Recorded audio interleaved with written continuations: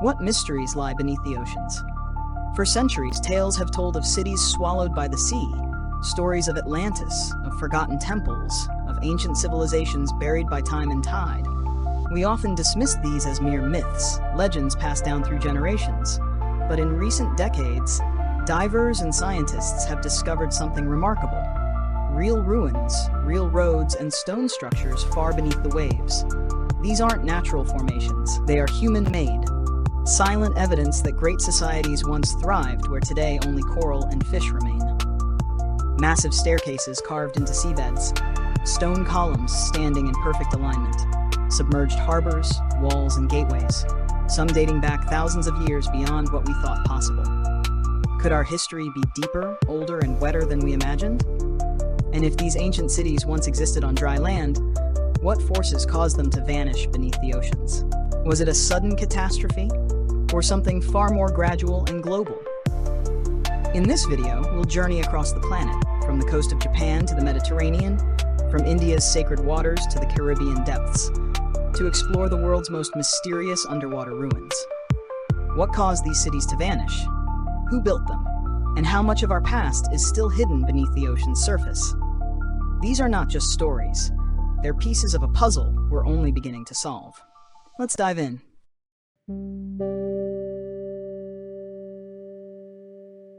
In the waters off Yonaguni Island, at the southern tip of Japan's Ryukyu Islands, lies one of the greatest archaeological mysteries beneath the sea.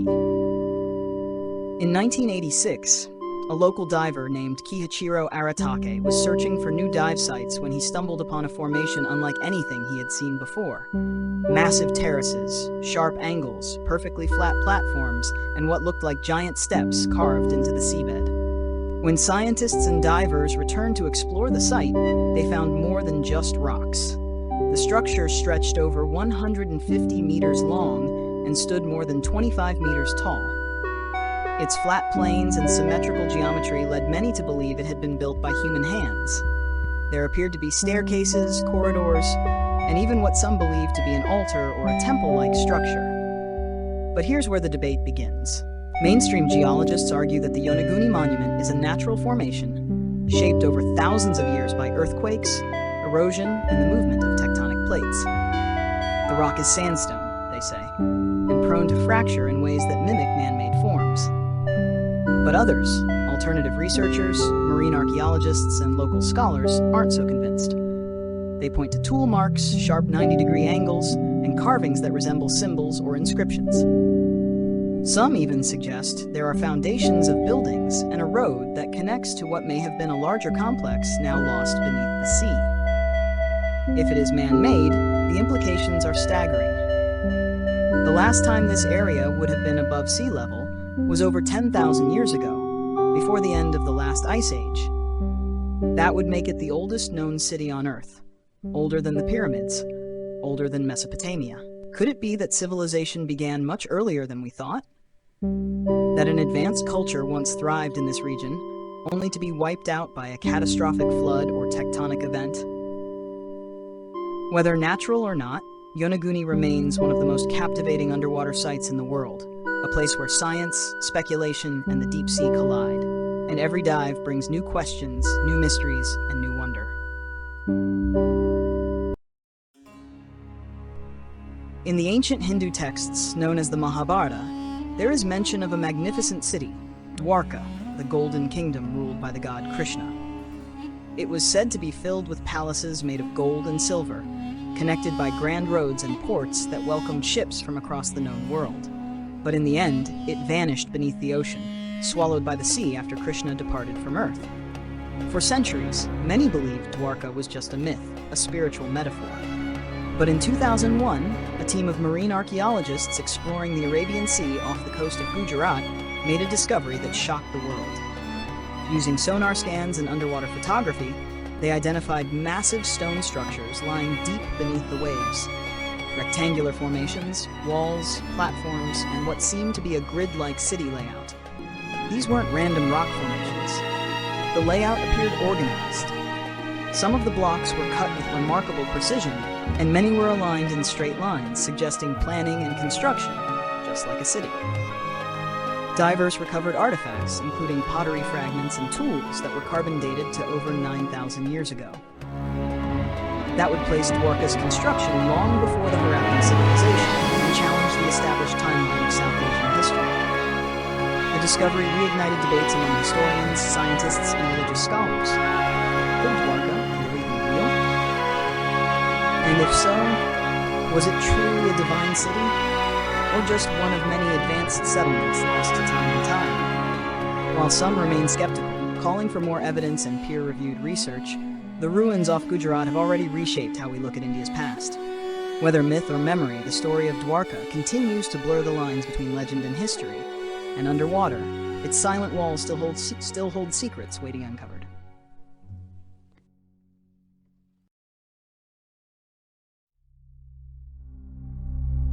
Beneath the sparkling blue waters of the Mediterranean lies the lost legacy of one of the ancient world's most powerful cities, Alexandria. Founded by Alexander the Great in 331 BCE, it was once the intellectual and cultural heart of Egypt, home to the Great Library, the towering lighthouse of Pharos, and Queen Cleopatra herself. But the Alexandria we know today sits on top of layers of history, much of which now rests beneath the sea. Around the 4th century AD, a series of powerful earthquakes and subsequent tsunamis devastated the city's coastline. In a matter of moments, entire districts, palaces, temples, statues, and monuments slid into the Mediterranean and disappeared beneath the waves. For centuries, these ruins remained lost to time. But in the 1990s, marine archaeologists began a daring exploration of the harbor. What they found was astonishing. Enormous statues of pharaohs, granite sphinxes, and pieces of temples and columns resting silently beneath the sand and sea. One of the most remarkable discoveries was the possible location of Cleopatra's royal palace, now submerged along the ancient island of Antipodes.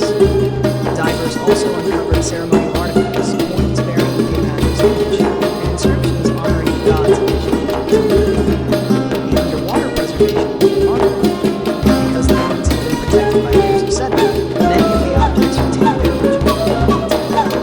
Underwater cameras captured beautiful images of stone lions and sarcophagus frozen into marble. But these ruins are more than just archaeological wonders. They're a portal into a royal world of beauty, power, and political intrigue. They connect us to Cleopatra not as a myth, but as a real woman, a ruler whose city still breathes beneath the waves. Today, expeditions continue to uncover more secrets as sonar scans and diving technology improve. Each find offers new clues about life in ancient Alexandria and the sudden events that led to its partial collapse. Alexandria's submerged ruins remind us how fragile human achievement can be, how even the greatest cities can vanish in an instant, only to re-emerge centuries later with stories still to tell.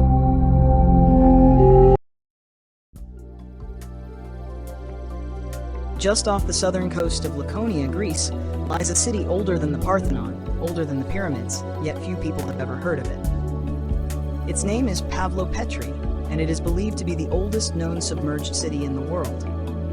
First discovered in 1967 and fully mapped in 2009, Pavlopetri dates back over 5,000 years to the early Bronze Age. But what truly amazed archaeologists wasn't just its age, it was its structure. This was no small village. The city featured an advanced layout: streets, two-story buildings, courtyards, water management systems, and even a cemetery. The level of urban planning revealed in Pavlopetri was far ahead of its time. It suggests a society that understood engineering, social organization, and trade. Located at a strategic point in the Mediterranean, Pavlopetri was likely a major hub for commerce between Minoan Crete, the Cyclades, and mainland Greece. Unlike many underwater ruins that lie in deep, murky waters, Pavlopetri rests in shallow, clear sea. This made it ideal for high-resolution 3D scanning and photogrammetry. As a result, modern archaeologists have been able to reconstruct the city in stunning detail. But how did it end up beneath the sea? Scientists believe the city was submerged by a combination of seismic activity and gradual sea level rise around 1000 BCE. What remained was preserved under layers of sand and silt, untouched until modern exploration began.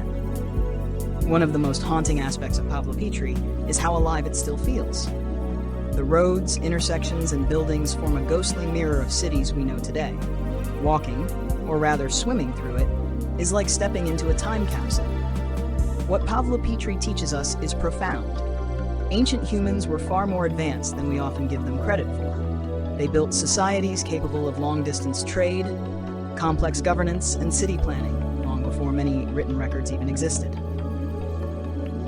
As we continue to discover more about Pavlo Petri, we are reminded that much of human history is not written in books or carved on monuments, but buried beneath the sea, waiting for us to look closer.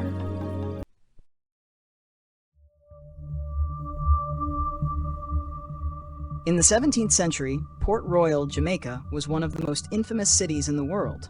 Known as the wickedest city on earth, it was a hub of pirates, privateers, smugglers, and merchants, overflowing with rum, gold, and scandal. Strategically located at the mouth of Kingston Harbor, Port Royal was once the capital of English Jamaica. It was booming with wealth, driven by trade and piracy. The streets were packed with taverns, brothels, and merchant houses. It was a place of pleasure and profit, but also of danger and excess. On the morning of June 7, 1692, everything changed. A massive earthquake struck, causing the sandy foundation beneath the city to liquefy. In a matter of minutes, entire buildings collapsed and slid into the sea. Over 2,000 people were killed, ships were thrown ashore, streets were swallowed whole.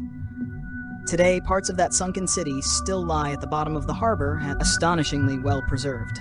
Archaeologists have recovered entire streets, sections of houses, wine bottles with their corks still intact, and even personal items like coins and jewelry. What makes Port Royal unique among underwater ruins is that it sank suddenly and recently. Unlike ancient cities submerged by gradual sea level rise, Port Royal disappeared in an instant, like pressing pause on a moment in time. It offers a rare glimpse into 17th century life, complete with all its grit, glamour, and moral chaos. Port Royal is now a protected heritage site. Though diving access is limited, it remains one of the best preserved examples of a submerged modern city. The ruins serve as a cautionary tale about greed, overindulgence, and the forces of nature that can bring even the mightiest ports to their knees. As technology improves, new sections of Port Royal may one day be revealed. Until then, its ghostly remains rest quietly below the waves, whispering stories of pirates, earthquakes, and a city that lived fast and sank young.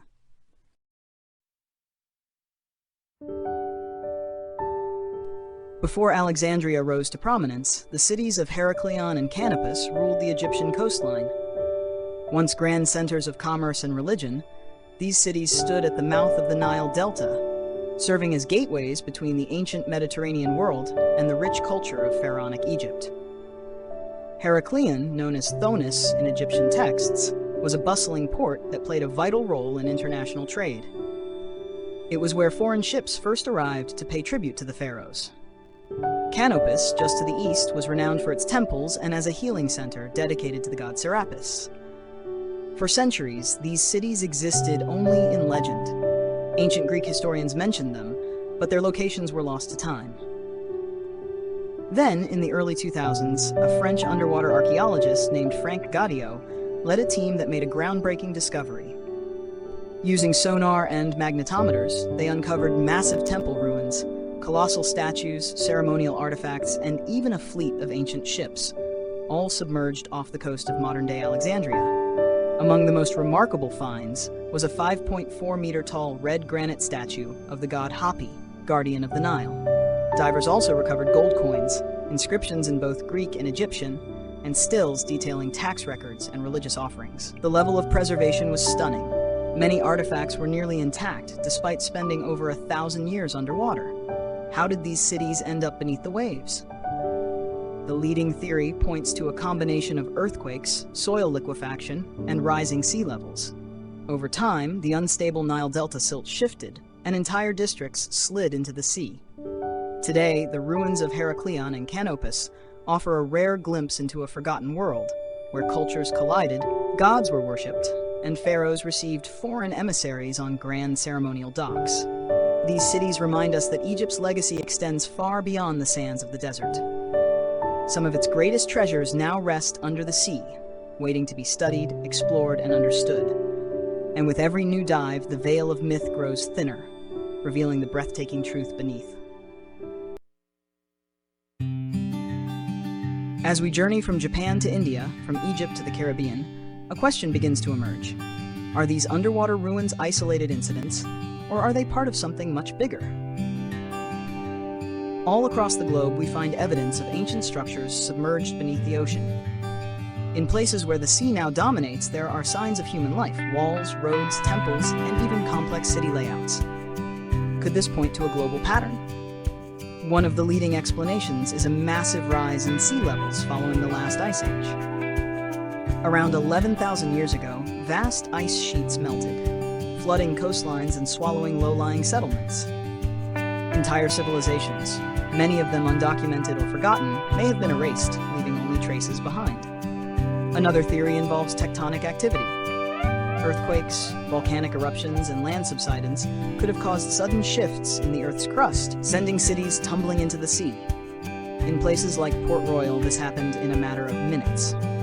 In others, the process may have taken centuries. And then there are more controversial ideas. Some researchers believe there was once a highly advanced civilization that predated recorded history, one with maritime technology, global connections, and knowledge of the stars. They point to similarities in architecture, symbolism, and city design across vast distances. Is this simply coincidence, or could our ancestors have been more connected than we ever imagined? Whether mainstream or fringe, these theories have one thing in common: they challenge the traditional timeline of human history. They force us to reconsider how civilizations rose and fell, and how much we might have forgotten. What if we've only scratched the surface? What if most of our ancient past lies not on land, but beneath the sea, buried in sediment, protected by the ocean, waiting patiently for rediscovery? The clues are scattered across the planet. And as technology improves, we are beginning to find the pieces. Bit by bit, the ocean is giving up its secrets. Beneath the waves, history sleeps. Lost cities, forgotten gods, and buried stories lie silent on the ocean floor, waiting for someone to listen. These underwater ruins are not just remnants of stone and sand. They are echoes of human ambition, resilience, and creativity. Each submerged site we've explored tells a tale of civilizations that once thrived, of people who loved, worked, worshipped, and built, only to be undone by time, water, or disaster. And yet their legacy endures, preserved beneath layers of salt and silence. As technology advances, we're gaining new tools to explore the ocean's depths. With sonar mapping, underwater drones, and deep-sea excavation, we are finally reaching places that were once completely inaccessible. What we're finding is breathtaking, not only in scale, but in implication. These discoveries force us to reconsider our past. What if history didn't begin where we thought it did? What if entire chapters have been lost, hidden under the sea for millennia? And what if these ruins are just the beginning? The ocean covers over 70% of our planet, and we've only explored a fraction of it. Think of how much more there is to discover. More cities, more secrets, more truth. So the next time you look out at the ocean, ask yourself, what's really down there? A sunken kingdom? A forgotten temple? A story that changes everything? Thank you for diving with us into the unknown. If this journey inspired you, don't forget to like, share, and subscribe for more explorations into the lost civilizations of our world. Because beneath the waves, the past still whispers.